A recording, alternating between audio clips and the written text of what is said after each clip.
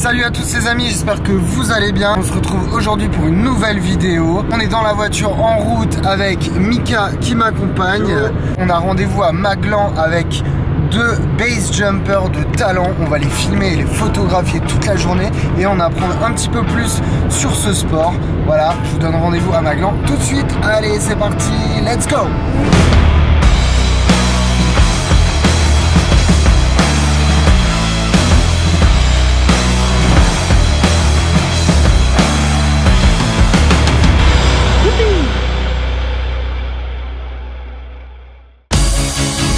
Salut, moi c'est Vincent, bienvenue sur ma chaîne consacrée à l'aventure, la découverte et le sport. Je t'emmène avec moi pour te faire vivre toutes mes passions, alors abonne-toi pour ne rien manquer de mes aventures. On arrive, lieu de rendez-vous avec les gars, c'est parti. Et mais ils sont là. Eh salut. Je vous mets bien, je vous mets direct la caméra dans la gueule. Ça va, tranquille? Ouais, super.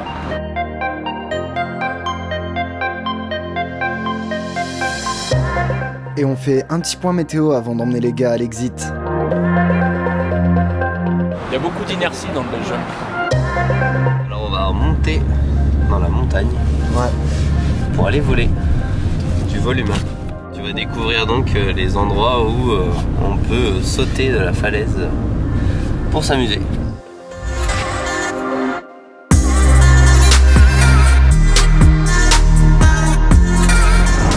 Mais voilà, c'est parti pour la petite marche d'approche jusqu'à l'exit. On est dans l'endroit qui s'appelle le frigo et c'est pas pour rien, il y a du verglas partout. Donc là on essaye de pas se casser la gueule. Ben moi je m'appelle Stéphane Ferré, j'ai grandi en Picardie et ça fait du coup maintenant 6 ans que j'ai commencé à sauter d'avion.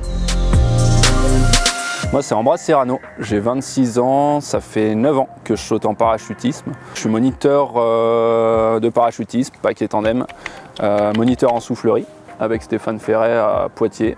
Et ça fait 2 ans qu'on pratique le base jump tous les deux. Alors toujours sur la marche d'approche, on a splitté le groupe là, qui ont été un exit un petit peu différent. Là les wingsuiters démarrent d'un petit peu plus haut pour faire un meilleur vol tout simplement. Un petit peu plus long, plus optimisé. On arrive à l'exit. Je sais pas sur à quoi je dois m'attendre là. Je pense que ça va être impressionnant. J'ai pas l'habitude, j'ai un peu le vertige. Wow, wow, wow.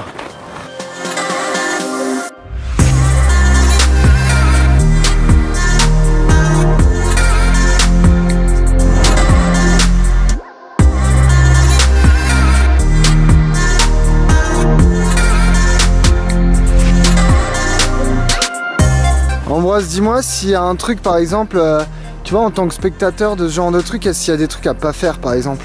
À pas faire, c'est une fois qu'on a décidé d'y aller et tout ça, on se met un peu dans notre bulle de concentration. Du coup le dernier truc à faire c'est par exemple dès qu'on y va nous faire attends j'ai pas allumé ou un truc comme ça. Je sais que des fois genre on m'a sorti un peu de cette espèce de transe que tu te mets au bord du rocher avant de sauter. Bah, j'ai remis 5 minutes à me repréparer derrière quoi. Tu sais, ça te monte direct le palpitant à donf tout ça. On est tout près de l'exit là. T'as des mecs avec du bon matos qui vont s'élancer. Ça va être fat.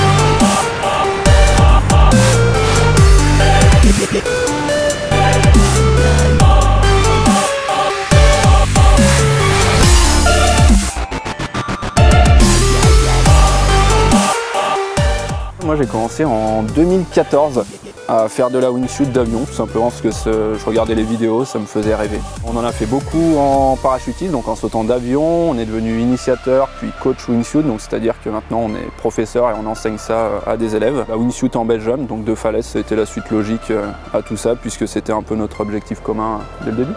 Ça fait 4 ans, ouais, à peu près. 4 ans qu'on saute énormément ensemble, hein. On doit avoir, je pense, on a passé les 500 sauts ensemble d'avion.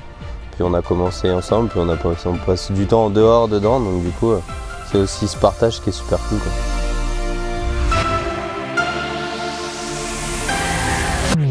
Ça a l'air beaucoup trop impressionnant, franchement. Bah, on va les retrouver en bas, on va redescendre les bagnoles.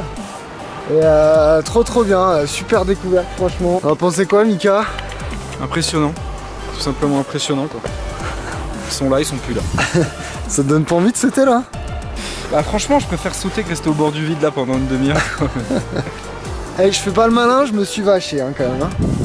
Toujours dans la sécu quand même. Mais j'avoue que ça me tenterait bien un petit saut quand même. Bon, on est venu rechercher les gars et bon bah c'est tout bâché, donc à mon avis ça va être le seul vol de la journée malheureusement. Et toi, qu'est-ce que tu en penses? Si on se refait peut-être une autre journée un peu plus tard dans la semaine. On fait en fonction de la météo comme d'hab. Ouais, en fonction de ce fucking brouillard. Voilà. C'était cool. Oh bah, bien joué. À bientôt.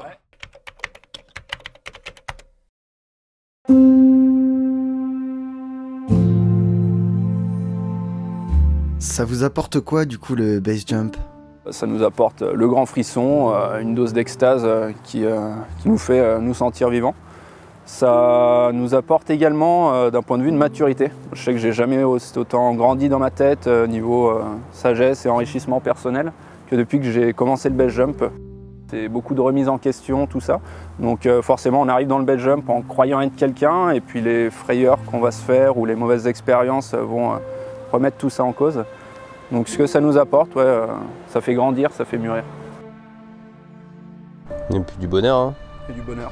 Passer son temps en nature, on monte nous-mêmes, une ascension, une école, passer son temps en nature pour après faire un truc juste unique, à des sensations qui ressemblent à rien d'autre, une liberté incroyable. Et puis tout ça dans un espace ultra cadré qui nous demande beaucoup d'investissement, c'est un tout qui est juste incroyable, quoi. Et puis dernière chose, ça nous apporte beaucoup de bons copains, puisque en fait le base jump c'est une grande famille, tout le monde se connaît, s'entraide, se serre les coudes, donc ça c'est pas oublié non plus. Une bonne famille. Ouais.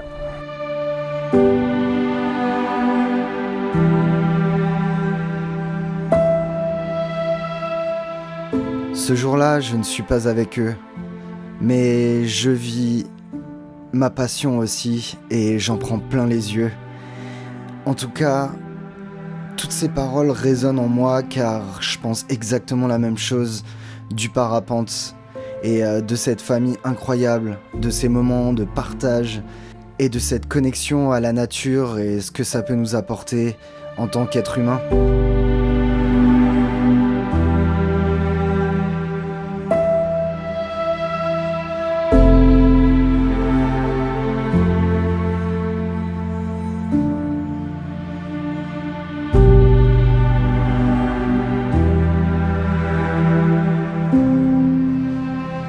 Bon bah voilà Steph et Ambroise, je suis peut-être pas venu avec vous aujourd'hui mais je m'éclate quand même pas mal.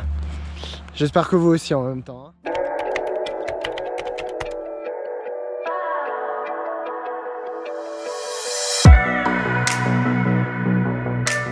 Bon ben voilà, de retour à Maglan aujourd'hui sur le posé. J'attends les gars là, ils vont faire un jump. On va les voir ouvrir je pense et poser. Donc ils vont pas tarder à sauter là. Bonsoir. 3, 2, 1.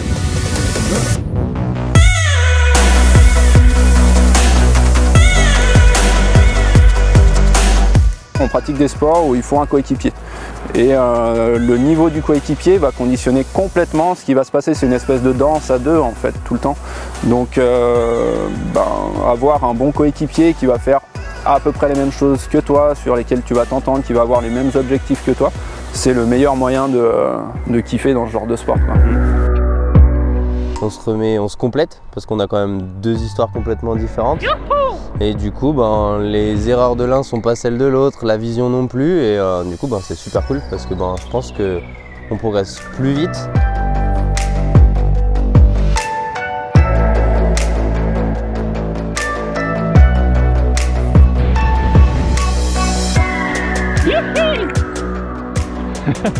Yes les gars. Tu vas bien? Trop bien. Ça va, c'était cool? Ah, c'était de la balle. Putain, on a fait un exit. Est-ce qu'il faut des qualités physiques ou mentales pour faire du base? Ouais, beaucoup. Qualité physique, non, pas spécialement, si ce n'est qu'il faut être suffisamment sportif pour pouvoir grimper une montagne. C'est plus dans le psychique, mental que ça va jouer. Disons que c'est des sports qui vont nécessiter beaucoup de rigueur dans les vérifications, dans les programmes qu'on va faire, tout ça. C'est des sports qui vont demander, la principale qualité, c'est beaucoup d'humilité. Puisque sans humilité, il arrive forcément un moment où on fait plus que ce qu'on sait faire et dans ce genre de sport, on n'a pas le droit. C'est vraiment un aspect de ce sport, c'est cultiver un peu cette humilité, cette rigueur qui vont nous permettre de faire ce genre de choses avec une marge de sécurité suffisante. Une remise en question aussi. Ouais. Beaucoup de remise en question, d'observation, de temps. En général, on passe plus de temps à regarder et débriefer nos sauts que vraiment le saut en lui-même. Puisque du coup, les images nous apprennent beaucoup, nos ressentis liés à tout ça.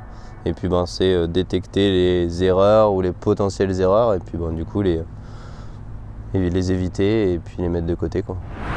Bon ça a l'air cool hein, la wingsuit. Dans 1500-2000 sauts, peut-être que c'est envisageable. Faut déjà commencer par en faire un. Ça serait cool.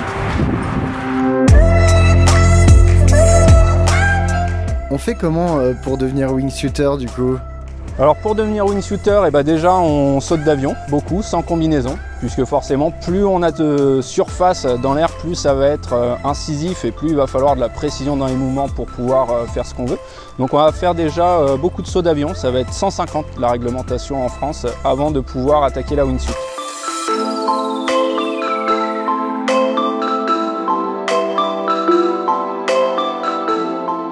J'ai remarqué que la wingsuit c'est une sorte d'aile en fait, ça fonctionne comment?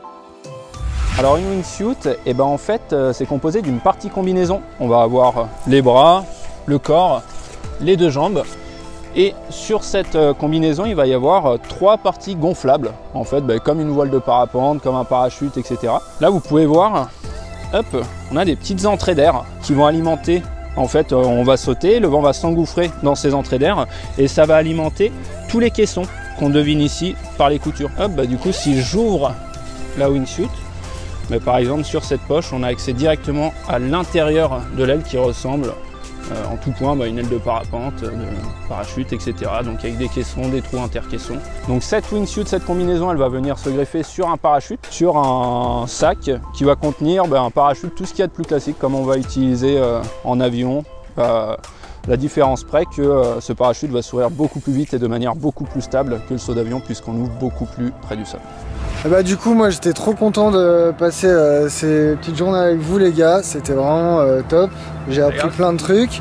Je suis un peu deg de pas avoir sauté non plus, mais j'espère que ça viendra. En tout cas c'est pas impossible qu'on se refasse un petit truc genre en soufflerie ou même peut-être que je pourrais éventuellement sauter à l'occasion en tandem. On t'emmènera sur notre dos. En tout cas merci à Donf les gars et puis on va se retrouver dans une prochaine vidéo j'espère avec du coup Ambroise et Steph. Allez ciao ciao. Ciao les gars. Si t'as aimé la vidéo n'hésite pas à t'abonner et mets un petit like, partage-moi tes réactions dans les commentaires, ça me fait super plaisir.